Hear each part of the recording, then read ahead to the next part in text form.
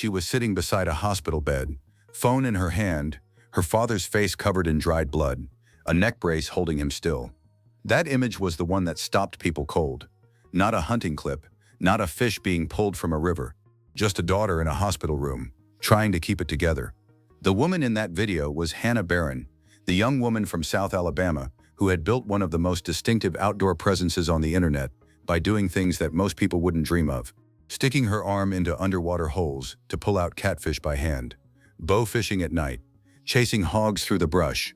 All of it documented, all of it raw, and all of it watched by millions of people who had genuinely never seen anyone quite like her. But that hospital video told a different story than the ones her audience was used to. Her father, Jeff Barron, the man who had been her hunting partner since she was old enough to walk through the woods, the man who had handed her a rifle at 8 years old and watched her take her first deer, was lying there with fractures in both his neck and his lower back. The fall had knocked him unconscious, and when he came to, he was alone, deep in the woods, with no phone. What happened next was almost as remarkable as the fact that he survived it all. But before getting to January 2024, and before getting to everything that has changed for Hannah Barron in the past couple of years, it's worth understanding something that most people who casually know her name have probably never considered. The life Hannah Barron lives on camera is not a persona she built for the internet. It's the same life she was living long before anyone was watching. That distinction matters, because it explains why, when things got genuinely hard, her response wasn't to disappear or pivot. It was to keep going, and to bring people with her. Hannah Barron was born on July 3, 1996, in Crenshaw County, Alabama. It is a rural county in the southern part of the state, the kind of place where hunting isn't a hobby you pick up. It's just what your family does. Her parents, Jeff and Lisa Barron, divorced when she was young. She was their only child. Jeff, despite the separation, remained the central presence in her outdoor life. He was an avid hunter who owned a 400-acre family property in southern Alabama. Hayfields, stocked ponds, a chicken coop, a sawmill he had acquired as a young man to produce lumber from the timber on his own land. The kind of self-sufficiency that doesn't get talked about much outside of communities where it's simply expected. Jeff started taking Hannah into the field when she was barely old enough to keep up with him. By the time she was 8 years old, she had taken her first deer, a 7-point buck. That wasn't unusual in Crenshaw County. What became unusual was where that foundation eventually led.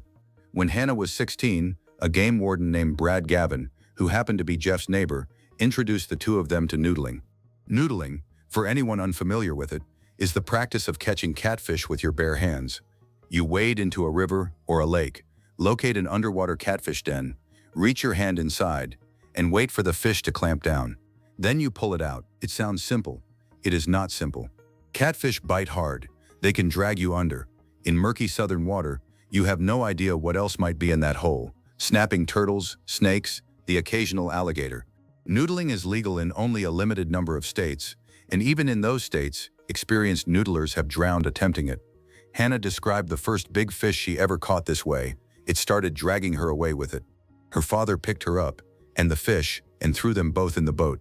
She was hooked. She and Jeff started going regularly.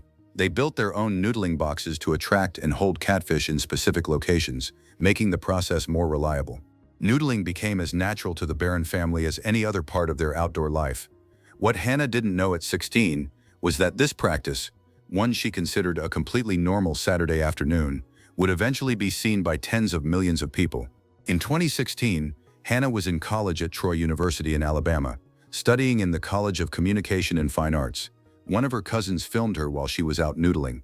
The clip showed her diving into murky water and emerging with a 30-pound catfish clamped to her arm, grinning like it was the most natural thing in the world. It was posted to Facebook. Within a week, it had accumulated more than 15 million views. Hannah later described her reaction simply. She wasn't thinking much of it when it happened. The clip not only launched her into the spotlight, it put catfish noodling in front of an audience that had never heard of it. People who had never spent a day outdoors watched it. People in other countries watched it. It was shared across news sites, outdoor publications, and social media platforms in a wave that nobody in Crenshaw County had anticipated. The comments told the story of how people perceived her. Some were impressed, some were baffled, some were condescending, suggesting that a young woman had no business being in that water. Hannah addressed those reactions simply and without much drama. She was wearing a bikini because you don't noodle in long sleeves. What followed the viral video was not an overnight transformation. It was a gradual build. Hannah graduated from Troy University with a Bachelor of Science in 2018. She kept uploading hunting videos, fishing videos, bow fishing at night, running hogs, and always the noodling that had made her famous. She became a pro staffer for Realtree Camo, one of the most recognizable names in American hunting gear. Sponsorships followed, including a partnership with First Form, a sports nutrition company, and Purina Pro Plan. By the early 2020s, her audience had grown to a scale that very few outdoor creators had reached. Over 1.6 million followers on Instagram, nearly 1 million YouTube subscribers, more than 2.2 million followers on TikTok, more than 2.4 million on Facebook. These were numbers that put her alongside some of the largest outdoor brands in the country, not just other creators, but brands with decades of history behind them. She also, during this period, was managing a relationship that her audience followed closely. She and hunter Ryan Horton, a fellow hunter and outdoorsman, had been together since 2016 and became engaged in 2018. They appeared regularly in each other's content. Then, without a public announcement, the relationship ended. The last photo she posted of him was in October 2018, when she wished him a happy birthday. By 2019, they had parted ways. The reason was never publicly stated by either of them. The audience noticed. And for a while, that question, what happened between Hannah and Ryan, was the one people kept asking. The answer, in retrospect, seems to have been simpler than the speculation.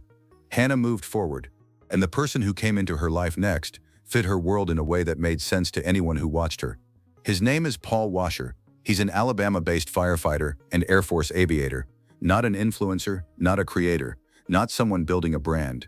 Paul started appearing in Hannah's content the way things tend to appear in her life, naturally, without much announcement. He would show up in hunting photos, in posts from fishing trips, alongside Hannah and Jeff out in the field. He wasn't performing for the camera. He was just there because he was part of the life. By January 2024, Paul posted to his own Instagram account to mark 2 years with Hannah, a simple photo from a hunting trip, a date, and a caption. It was the clearest public confirmation of when their relationship had solidified. That same February, Hannah posted a Valentine's Day photo of the two of them holding a large catfish. Characteristically, the caption was 3 words, Happy Valentine's Day. That's the kind of detail that tells you something about how she operates. She doesn't announce things, she documents them. At around the same time that relationship was becoming a steady part of her life, another partnership was taking shape, one with her father. In 2020, Jeff had undergone corrective surgery on a torn tendon in his bicep. During recovery, he tried various over-the-counter pain relievers and conventional remedies. None of them worked particularly well. Hannah introduced him to a CBD cream she had picked up at a convenience store. According to both of them, it made a genuine difference. That small moment became the starting point for something larger. They spent time researching CBD products designed for people like them, outdoor workers, hunters, people who deal with the physical toll of the kind of life they lead. Catfish bites, sore muscles from climbing deer stands and dragging gear through rough terrain, joints that have been pushed hard for years. They couldn't find a product that was simple, affordable, and reliably made, so they decided to build one themselves. In September 2023, Hannah and Jeff officially launched Barron's CBD. Hannah described building the company with her father as one of her personal goals finally being realized, not just the business itself, but the experience of designing the products, developing the branding, and working alongside her dad in a new kind of way. The brand targeted hunters, outdoorsmen, and anyone with an active physical lifestyle. It was a natural extension of everything their content had always been about. That's where things stood in the fall of 2023. The audience was growing, the business was new, Paul was part of the picture, and Hannah and Jeff were doing what they always did, spending time in the field, filming, building things on the property, living the life the internet had discovered in 2016 and never quite stopped watching. Then came January 2024. Jeff Barron climbed into a friend's lock-on tree stand to inspect it. The setup appeared fine. Jeff was experienced, a man who had spent decades in the woods, who had climbed more trees and ascended more stands than most people could count. When he stepped over onto the platform, the top strap on the stand broke. He fell 18 to 20 feet. When he hit the ground, he was knocked unconscious. When he came to, he was alone, deep in the woods, with no cell phone. The injuries he would later learn he had sustained fractures in both his neck and his lower back, a bruised kidney, were the kind that doctors would later describe as survivable only because of circumstances that easily could have gone differently. What he did next was, depending on how you look at it, either remarkable toughness or the result of a man who simply didn't know how badly he was hurt. Jeff Barron walked 400 yards through the woods, climbed a fence, got into his truck, and drove himself home. He was taken to the hospital. The imaging revealed the extent of what had happened. Fractured vertebrae in his neck, fractured vertebrae in his lower back, the bruised kidney. The recovery plan was 3 months in a neck brace and a back brace, with strict instructions not to strain himself, because without careful healing, the outcome could still change. Hannah released a video from her father's hospital bedside. She sat beside him in the frame, Jeff lying there with dried blood still visible, the neck brace around his throat. Hannah's voice was steady, but the message was direct. "He's lucky to be alive," she said. "He's lucky to not be paralyzed, and now we've just got to make sure he takes care of himself until it heals, so he doesn't end up that way."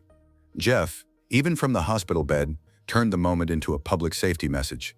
"Get you a harness," he said on camera. "Look at me. I've climbed thousands of trees, but it don't take but one." The video was followed the next day by an update filmed at home. Hannah expressed relief that a particular symptom, one that had indicated internal bleeding in the hospital, had resolved. The two of them were processing it together, in front of the audience that had watched them go through everything else. What strikes anyone who follows this story closely is what the accident represented, beyond the injuries themselves. Jeff Barron was not just Hannah's father. He was her hunting partner, her business co-founder, her most consistent collaborator, and by most accounts, the person whose presence in her content gave it much of its emotional grounding. The accident, and the uncertainty that followed it, landed differently than almost anything else that had happened in the preceding 8 years of public life. It also forced something that Hannah Barron had never really had to face before. The person who had first put a rifle in her hands, who had thrown her and the catfish both into the boat, who had said yes to noodling, and yes to the camera, and yes to Barron's CBD, that person was suddenly fragile in a way that neither of them could ignore. Jeff recovered. 3 months in the brace, careful movement, the slow process of allowing fractured vertebrae to knit back together. By the time spring arrived in 2024, he was back on his feet and, characteristically, back outside. But the accident had produced something beyond the recovery itself. The video Hannah posted from that hospital room reached an audience that extended well beyond her existing following. The comments filled up with people who had their own stories, fathers who had fallen, family members who had been injured in the field, hunters who had been warned about harnesses for years and had never taken the warning seriously until they saw Jeff Barron in that neck brace. Hannah and Jeff had, without intending to, turned one of the worst moments in their shared life into one of the most important pieces of safety content the hunting community had seen in years. Both of them leaned into that. Not in an exploitive way, not as a content strategy, but because they understood something. The platform they had built existed precisely for moments when the story was real. That's the thread that runs through everything Hannah Barron has done since 2016. The noodling video went viral because it was authentic. The relationship with Paul became part of her story because she documented it honestly, rather than manufacturing it. The CBD company grew from a real need that she and her father had genuinely experienced. And the accident video hit people hard because there was nothing calculated about it. She wasn't producing content. She was sitting with her dad. That authenticity has continued to be the engine behind her growth, even as the platform itself has evolved. By 2025, her Instagram following had passed 1.7 million. Her YouTube subscriber count was approaching 1 million. Her TikTok presence had crossed 2.2 million. Across every platform, the content remained essentially the same as it had always been. Hunting, fishing, noodling, the occasional construction project out on Jeff's property, the dogs, the seasonal rhythms of a life lived mostly outdoors in southern Alabama. But the life beneath that content had shifted in ways that didn't always show up in the videos directly. The business with her father was running. Paul Washer had become a consistent presence. And Jeff, who had come within a matter of luck of being paralyzed or worse, was older and carrying the knowledge that the woods he had worked in for 60+ years could put him in a hospital bed without warning. Hannah had said, long before any of this, that her lifestyle had always been the same, that social media just gave her a way to document it. That was still true. But what the documentation was capturing had grown more layered, more personal, more aware of what can be taken away. There is a version of Hannah Barron's story that gets told in shorthand. Alabama girl posts catfish video, goes viral, becomes famous. That version is accurate, as far as it goes. But it skips the part that explains why the story has lasted as long as it has, and why the audience has kept growing nearly a decade after that first video. Hannah Barron built her following by doing something that almost no one in the influencer world manages to sustain for long. She stayed the same person. The girl from Crenshaw County who learned to noodle at 16 from her dad's neighbor is, by every account, the same person who has 1.7 million Instagram followers and a CBD company and a merchandise line. She hasn't relocated to a city. She hasn't rebranded toward a broader lifestyle audience. She hasn't positioned herself as an empowerment speaker or pivoted to cooking content or launched a podcast about her feelings. She hunts, she fishes, she noodles, she posts it, she does it again. What has changed is everything around that core. The relationship with Paul Washer has given her personal life a stability it didn't have in the years following the end of her engagement. The launch of Barron's CBD in 2023 gave her and Jeff a shared business venture that deepened an already central partnership.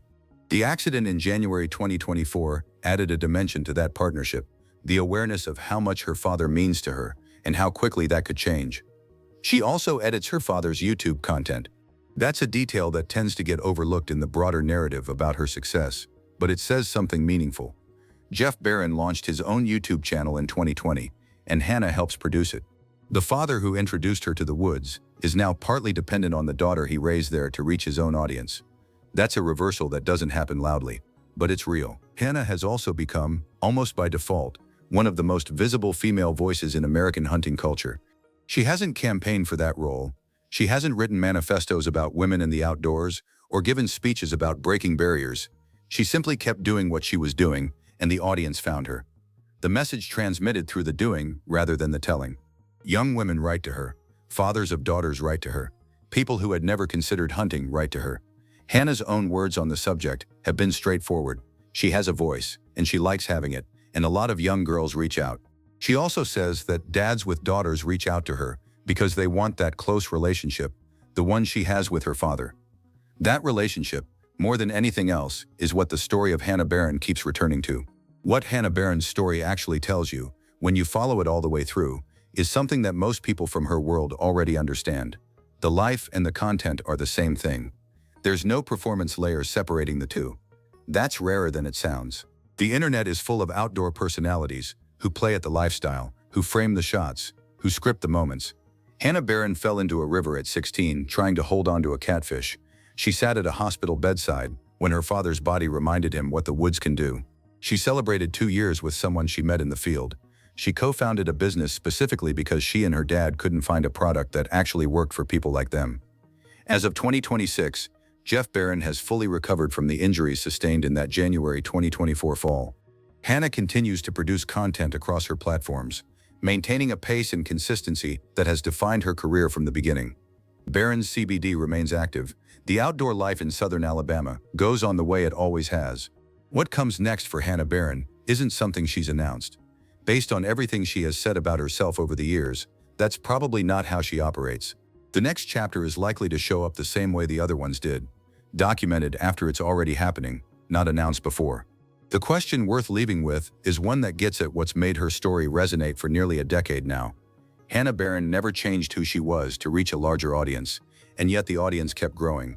Does that say something about what people are actually looking for, even when they're scrolling past everything else?